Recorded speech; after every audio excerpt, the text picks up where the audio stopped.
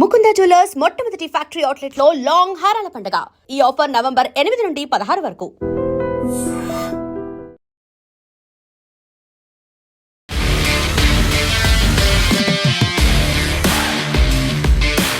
నమస్తే, welcome to I dream talking point with Kavitha. ఢిల్లీలోని red fort దగ్గర జరిగినటువంటి కార్ బాంబ్ బ్లాస్ట్ కేసుకి సంబంధించి విచారణలో సంచలన విషయాలు వెలుగులోకి వస్తున్నాయి. రెడ్ ఫోర్ట్ దగ్గర మాత్రమే కాదు, ఈ సంవత్సరం రిపబ్లిక్ డే అంటే జనవరి 26న కూడా ఈ తరహా బాంబ్ బ్లాస్టులు జరపాలని ప్లాన్లు వేసినట్టుగా కాకుంటే అది ఎగ్జిక్యూట్ అవ్వలేదని, ఆ తర్వాత దీపావళి రోజు జరపాలని చూసినప్పటికీ అది కూడా అనుకున్న ప్రణాళిక ప్రకారం జరగలేదు అనేది.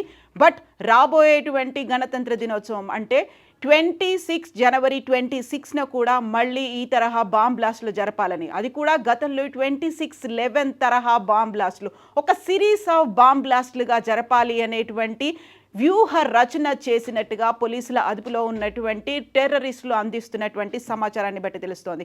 గతంలో ముంబైలో జరిగింది 26/11 అటాక్ అనేది. ఆ తరహా కుట్ర చెయ్యాలి, ఎర్రకోట, India gate, constitution club, Gauri Shankar ఆలయం వంటి ప్రధాన ప్రాంతాలను లక్ష్యంగా చేసుకొని ఈ కుట్ర జరిగినట్టుగా పోలీసుల దర్యాప్తులో వెల్లడైంది. దేశవ్యాప్తంగా ఉన్నటువంటి రైల్వే స్టేషన్లే కాదు, షాపింగ్ మాల్స్లో కూడా దాడులు చేయాలన్నట్టుగా ఇప్పుడు ఆ ఉగ్రవాదులని ఇంట్రాగేట్ చేస్తున్నటువంటి సంబంధిత వర్గాలైతే చెప్తున్నాయి. నవంబర్ 26, 2008న ముంబైలో వరుస దాడులు జరిగాయి. అప్పుడు Taj Mahal hotel, Oberoi, Trident hotel, Chhatrapati Shivaji Maharaj terminus, Leopold hospital సహా మొత్తం 12 ప్రాంతాల్లో బాంబ్ బ్లాస్టులు అనేవి జరిగాయి.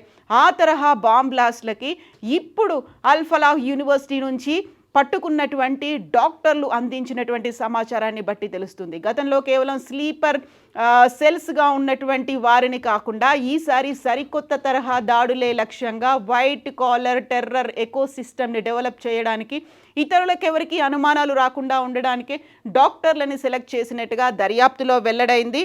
ఇప్పుడు దేశవ్యాప్తంగా, అందులోనూ ఢిల్లీలో ఇలాంటి కుట్రలు చేయాలి, ఇలాంటి దాడులకు పాల్పడాలి అనేటువంటి కుట్ర కూడా జరిగింది. జనవరి నుంచే ఢిల్లీ దాడులకు కుట్ర జరుగుతున్నట్టుగా ఇప్పుడు దర్యాప్తులో వెల్లడైంది. పాకిస్తాన్ ఉగ్ర సంస్థ జైషే మహమ్మద్తో సంబంధాలు ఉన్నటువంటి ఉగ్రవాదుల మాడ్యూల్ని నెలల తరబడి రెక్కి నిర్వహించారు. దానికి సంబంధించి దాడులకి ప్రణాళికలు కూడా జరుగుతున్నాయి. ఢిల్లీతో పాటుగా గురుగ్రామ్, ఫరీదాబాద్లో హై ప్రొఫైల్ ప్రాంతాలను కూడా లక్ష్యంగా చేసుకొని ఏకంగా 200 శక్తివంతమైనటువంటి ఇంప్రూవైజ్డ్ ఎక్స్ప్లోజివ్ డివైజెస్ ఐఈడీలను వాటిని సిద్ధం చేసుకోవడానికే పెద్ద మొత్తంలో అమ్మోనియం నైట్రేట్ను కూడా ఇప్పుడు సేకరించే పనిలో పడ్డారు. అందులో భాగంగానే ఫరీదాబాద్లో 2900 కేజీల పేలుడు పదార్థాలని, మందు బాంబ్ బ్లాస్ట్లకు ఉపయోగించేటువంటి సామాగ్రిని కూడా పట్టుకున్నారు.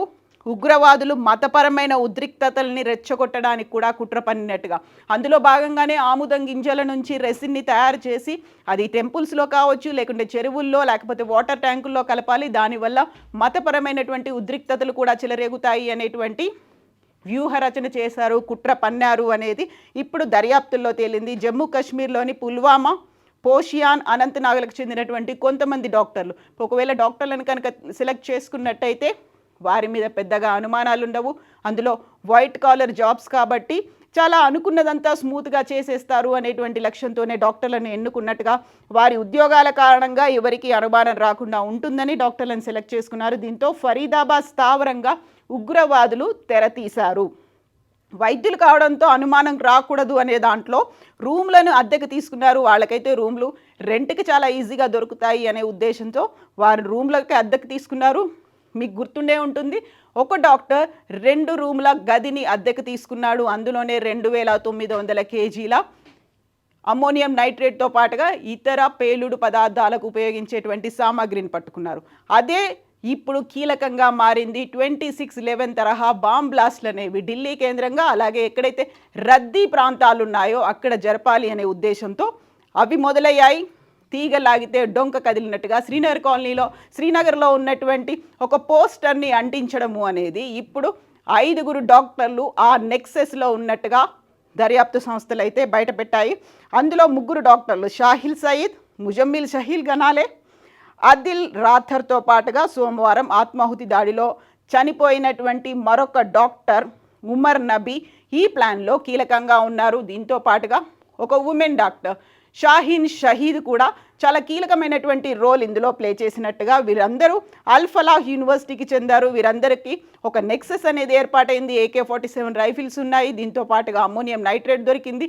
కిలోల కొద్దీ ఆముదం నిల్వలు కూడా వాళ్ళ దగ్గర దొరికాయి. ఢిల్లీలోని రెడ్ ఫోర్ట్ దగ్గర I-20 కారులో ఉన్నటువంటి పేలుడు పదార్థాలతో ఉమర్ నబీ అక్కడ పారిపోయే ప్రయత్నం చేశాడా, లేకుంటే తనని తాను స్వచ్ఛందంగా కాల్చుకునే ప్రయత్నం చేశాడా, లేకుంటే ఆత్మాహుతి దాడికి తెగపడ్డాడా అనేది ఇప్పటికే ఐడెంటిఫై చేసే పనిలో ఉన్నారు. అయితే దీపావళి ముందు రోజు కూడా అత్యంత రద్దీగా ఉండేటువంటి ప్రాంతాల్లో ఈ తరహా దాడులు చెయ్యాలి అనేటువంటి ఉద్దేశం అనేది కనిపించింది. బట్ అప్పుడు దాన్ని ఎగ్జిక్యూట్ చేయలేకపోయారు అనేటువంటి మాటని ఇప్పుడైతే పోలీసులు ఐడెంటిఫై చేస్తున్నారు. దీంతో పాటుగా అతి కీలకమైనటువంటి సమాచారాన్ని కూడా వారి దగ్గర నుంచి ప్రొక్యూర్ చేశారు.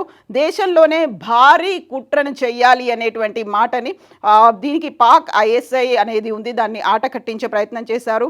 ఆదివారం అహ్మదాబాద్లో పాకిస్తాన్ గూఢాచార సంస్థ ISIతో సంబంధాలున్న 3 ఉగ్రవాదుల్ని అరెస్ట్ చేశామని, ఓవరాల్గా ఇప్పటికైతే ఢిల్లీలో జరిగినటువంటి బాంబ్ బ్లాస్ట్కి సంబంధించి మొత్తంగా 12 మందిని అరెస్ట్ చేసినట్టుగా అఫీషియల్గా అందుతున్నటువంటి సమాచారం.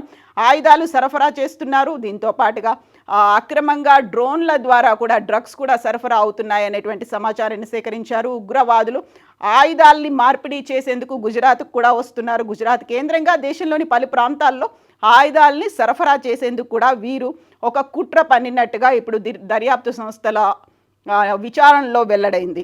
ఇక ఈ ఏడాది ప్రారంభంలో గుజరాత్లోని ATS ఉగ్ర సంస్థ అల్ ఖైదాకు చెందిన 5 సభ్యులని అరెస్ట్ చేసింది. వారిలో ఒకరు బెంగళూరుకు చెందినటువంటి మహిళ అయితే పాకిస్తాన్ హ్యాండళ్లతో సంబంధాలు ఉన్నటువంటి ఆన్లైన్ టెర్రర్ మాడ్యూల్ను కూడా వీళ్ళు సిద్ధం చేసినట్టుగా తెలుస్తోంది. దీంతో పాటుగా ఇప్పటికీ ఉన్నటువంటి ఈ నెక్సెస్ అనేది దీన్నైతే బయటపెట్టారు. సో కారు పేలుడికి సంబంధించి ఇప్పుడు అత్యంత కీలకమైనటువంటి వాటిని ఐడెంటిఫై చేసే పనిలో పడింది దర్యాప్తు సంస్థ. అయితే అది ఆత్మాహుతి దాడియేనా కాదా అనే దాంతో పాటుగా అందులో కారులో ఎంతమంది ఉన్నారు, ఉమర్ నబీతో పాటుగా ఇంకొక 2 ఉన్నారనేటువంటి ప్రచారం జరిగినప్పటికీ కేవలం ఉమర్ నబీ మాత్రమే కారులో ఉన్నాడు అనేది, అండ్ బాంబుల్ని తయారు చేయడం పూర్తిగా అమ్మోనియం నైట్రేట్ కావచ్చు, ఆల్రెడీ 2 డాక్టర్లను పట్టుకున్నారు కాబట్టి 3వ డాక్టర్ తను కూడా దొరికిపోతాడేమో అనేటువంటి భయం ఉంది. దాంతోపాటుగా పారిపోయే ప్రయత్నం చేశాడు. పూర్తిగా ఆ కారులో అమర్చినటువంటి ఆ పేలుడు పదార్థం అది బాంబా లేకుంటే అమ్మోనియం నైట్రేట్ రాగా ఉందా తెలియదు. సో అది ఒక లోపం జరిగింది. అందువల్లే నష్టం తీవ్రత అనేది చాలా తక్కువగా ఉంది. అది కూడా ప్లాన్డ్గా లేదు కాబట్టి, సోమవారం హాలిడే కాబట్టి ఆ రోజునే ఈ ప్రమాదం జరిగింది అనే దాంతో పాటుగా అందులో ఎలాంటి మెటీరియల్ను ఉపయోగించారు. యూజువల్గానే ఏదైనా బాంబ్ బ్లాస్ట్ జరిగింది, అది కూడా భారీ శబ్దంతో జరిగింది అంటే భారీ స్థాయిలో ఒక గొయ్యి ఏర్పడే అవకాశం ఉంటుంది. బట్ ఢిల్లీలో జరిగినటువంటి ఈ బాంబ్ బ్లాస్ట్లో అలాంటి గొయ్యి ఏర్పడలేదు. At the same time Umar Nabi శరీరంలో కూడా ఎలాంటి శకలాలు కూడా కనిపించలేదు, బాంబుకి సంబంధించినటువంటి శకలాలు కనిపించలేదు. అందువల్ల ఇప్పటిదాకా ఫాలో అవుతూ వచ్చినటువంటి బాంబ్ బ్లాస్ట్కి సంబంధించి ఫాలో అవుతున్నటువంటి పద్ధతిని ఏది ఫాలో అవ్వలేదు అనేటువంటి దాంట్లో ఏం జరిగింది అనేది అయితే ఇప్పటికీ ఐడెంటిఫై చేసే పనిలో దర్యాప్తు సంస్థలు అయితే ఉన్నాయి. కాకపోతే ఒక భారీ కుట్రని మాత్రం ఛేదించారు. బట్ అలర్ట్గా ఉండాల్సినటువంటి అవసరం అయితే ఉంది అనేది ఇప్పుడు వీరి దగ్గర నుంచి దర్యాప్తు సంస్థలకు అందుతున్నటువంటి సమాచారాన్ని బట్టి తెలుస్తోంది. యాక్చువల్గా ISIఏ చేయిస్తోందా, ఆపరేషన్ సింధూర్ తర్వాత ఇలాంటి టెర్రర్ అటాక్స్ అనేవి అవుతాయి అనుకున్నప్పుడు ఇది అందులో భాగమేనా? కేవలం ఢిల్లీ మాత్రమే కాదు, దేశవ్యాప్తంగా ఇలాంటి సంఘటనలు జరగబోతున్నాయి అనుకున్నప్పుడు ప్రతి ఒక్కరూ అప్రమత్తంగా ఉండాల్సినటువంటి అవసరం అయితే ఉంది అనేది ఈ సంఘటన తెలియజెప్తోంది. ఏం జరుగుతోంది, ఎవరు అలర్ట్గా ఉండాలని మీరు భావిస్తున్నారో కామెంట్స్ రూపంలో తెలియజేయండి.